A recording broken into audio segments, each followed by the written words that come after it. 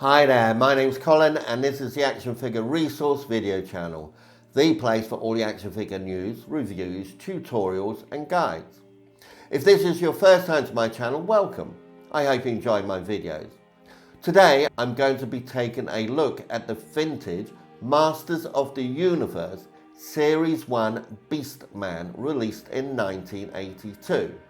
I appreciate you taking your valuable time to watch this video, and I'd appreciate it more if you would take a few seconds to subscribe below, smash that like button and click on the bell icon to be informed of all my future videos. When you click on the bell icon, make sure you select all to be notified whenever I release a new video. To help me even further, in order that I can continue making videos like this, you can also become an AFR member. When you become an AFR member, you'll get access to my database of more than 60,000 action figures.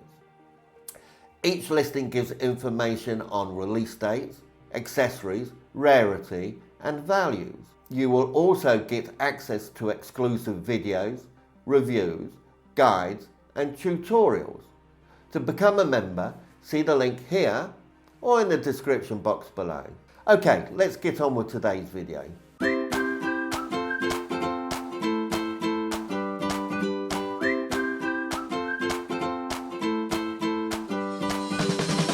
actionfigureresource.com.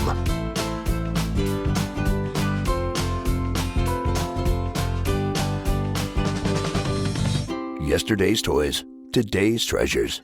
Beastman was a gorilla-like character with great strength in the Mattel Masters of the Universe line of action figures and the animated TV series of the same name. He was mostly famous for being Skeletor's right-hand man and most loyal servant, a role which he played for the entire series. His origin wasn't ever really addressed in the series. However, there are several theories suggesting where he might have come from. The most widely accepted suggests that he was once a regular human, originally from Earth, where he had a farm, and then at some point he departed Earth on a space mission as the chief technician of the crew. The spaceship crash landed and he found himself on Eternia, where he was captured by Skeletor, who tortured him and turned him into a monster and recruited him. Another version, in Germany's Night over Castle Grayskull, it was reported that he used to be a brilliant scientist who changed a powerful magic plate to prevent it from getting into Skeletor's evil hands. Skeletor became furious with him and tortured him for days before eventually ridding him of his intelligence and making him his loyal servant. Whichever version you believe, the important thing is that Skeletor turned him into a loyal servant who served him for years. Beastmaster was so powerful that he had the power to control all beasts, and this made him a very useful servant to his master Skeletor. Beastman was one of the earliest Master of the Universe figures to be created by Mattel, and was released in 1982, much to the delight of fans, even though he was a villain. The action figure came on an 8-back blister card featuring the other Master of the Universe characters on a plain white background on the reverse of the card. The 5.5-inch figure was displayed on the front of the card under the Masters of the Universe logo.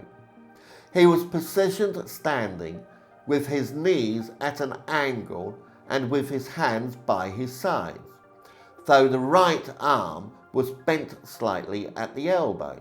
As with all the initial Masters of the Universe figures, he came with a variety of mini comics. See the list here. The figure was beautifully sculpted and really depicted his gorilla-like appearance.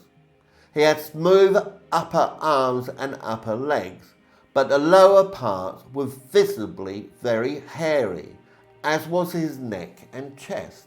His big fangs were perfectly sculpted, as was his belt and loincloth. His chest armour, with its circular crest, was perfectly crafted onto it. His armour was removable and could be lifted on or off over his head. He also had 2 arm guards with spikes that he wore on either arm. His right hand was sculpted to hold his whip and was just tight enough to allow for the hand to grip it tightly, but not so tight to create any difficulty when it was being removed. He was sculpted with a detailed villainous expression on his face. The only small issue with the sculpting was with his nose and right thumb, which could probably have been sculpted better. Also, he was sculpted without any boots or any footwear. After all, he was a beast, right? For a figure released in the mid-80s, and with the limitations that were available then, the paintwork and the sculpting was beautifully done. There was very little to no overlapping or smudging of colours. His entire body was orange, except for his face. He had a flesh-coloured face with white fangs and sky blue eyeshadow under his eyes, and a blue upper lip with black eyeballs and eyelashes. The arm guards and chest armour were both red, while the crest on the centre of his chest plate was blue, and his loin cloth was also a sky blue. The belt around his waist was a dirty green colour, and his whip was made from a solid black plastic. The whip was a good example of how Mattel often cross-released and repurposed existing pieces from other toy lines, as his whip was originally released with the whip figure in the 1976 Big Jim line. As a result, the whip was slightly too big and had to be held by the handguard. Beastman, like many of the other figures, also had the power punch action. This was triggered by turning the figure's waist while holding his arm and then releasing it. The result was that the figure would quickly snap back into its original position, delivering a powerful punch. This action was perfect when he was holding his whip. He had the standard 5 points of articulation with joints on his neck, shoulders and hips. But he didn't have any knee articulation. He was sculpted in a slightly crouching stance with his legs wide apart. The swivel joint on his neck allowed him to turn his head from left to right, and the ball and socket joints on his shoulders and arms allowed his arms and legs to be lifted up and down. The first 8 figures were initially produced in Taiwan on 8 back cards and were later re-released on 12 back cards that featured a striking battle scene between He-Man and Beastman. The original Taiwan figures had short back straps, and the blue crest in the middle of his chest armour was accurately painted with no smudging. However, the later releases had longer back straps, and the blue painting of the crest wasn't as accurate as the original. As with many of the figures released during this period, the initial release had soft heads rather than the later hard heads. This was simply because they were far cheaper to produce, to keep the initial cost down, and until a line was proven to be popular and profitable. Beastman was also produced in Malaysia for both the American and the international market.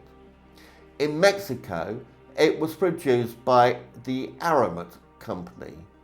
in Brazil by Estrella, and with a phosphorant orange tone. In France, the line was known as Les Maîtres de l'Univers. He was also released and produced in Spain and in India by the Leo Company. In Argentina, Top Toys produced the Masters of the Universe line, and due to their poor quality control and mold issues, they had the largest number of variants, which has made them very popular and highly sought after by collectors. A fun fact is that the earliest known prototype of the Beastman had huge spikes along his chest armour, large golden braces, and a large belt with a compass-like design in it. This design was later moved to Beastman's chest armour. The values for this figure at the time of making this video in April 2022, mint on the card offer between $550 and $950, mint loose and complete for between $50 and $115, and loose incomplete for between $9 to $35.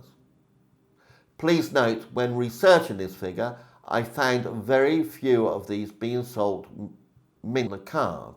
Also, all prices mentioned in this video were correct at the time of making in April 2022 and are not a solicitation or offer to buy any at these prices.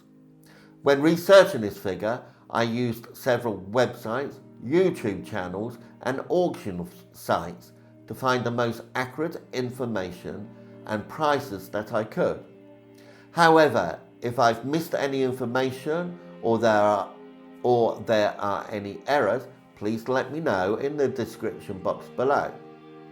If you'd like to support this channel so I can continue making these videos, you can do so by becoming an AFR member.